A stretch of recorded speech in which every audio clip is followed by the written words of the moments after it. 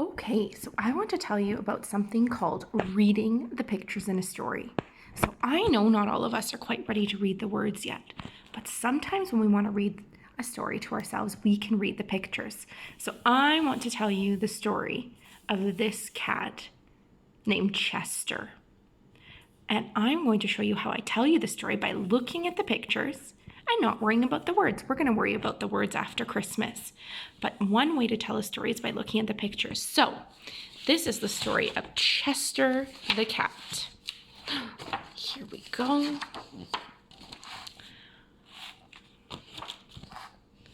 Once upon a time, there was a large house that was filled with little creatures. One little creature was this mouse, Moser.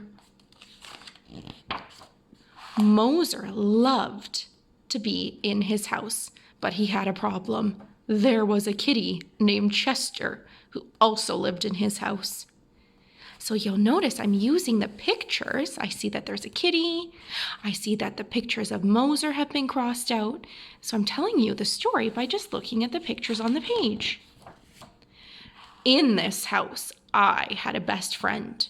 My best friend was this big bulldog named Barry. Barry and I loved to have adventures, and we decided we wanted to go on a trip. So Miss Kangas said that they're going on a trip because she's looking at the pictures and she notices there's an airplane tag. She notices that Moser's all dressed up. So here we go. Now, as Moser was getting ready to go for a trip, he noticed that sneaky old Chester had a very bright colored marker.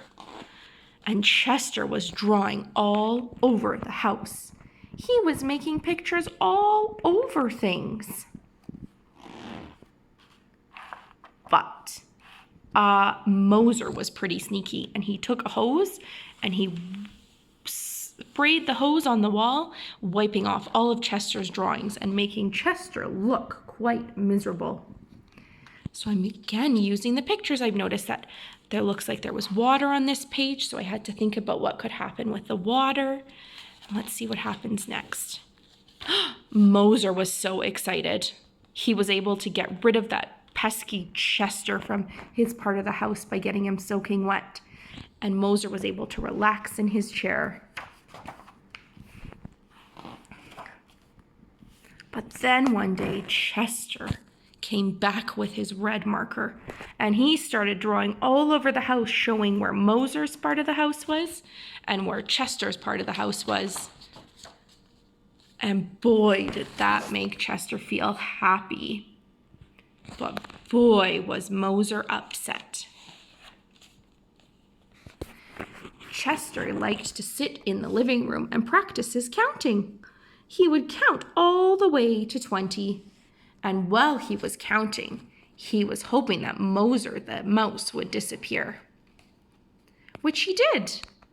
And Chester was able to relax on the couch, knowing that his friend Moser was gone. So there I told the story by using the pictures. So I wonder if you can pick one of your favorite books and tell the story of your book by just looking at the pictures.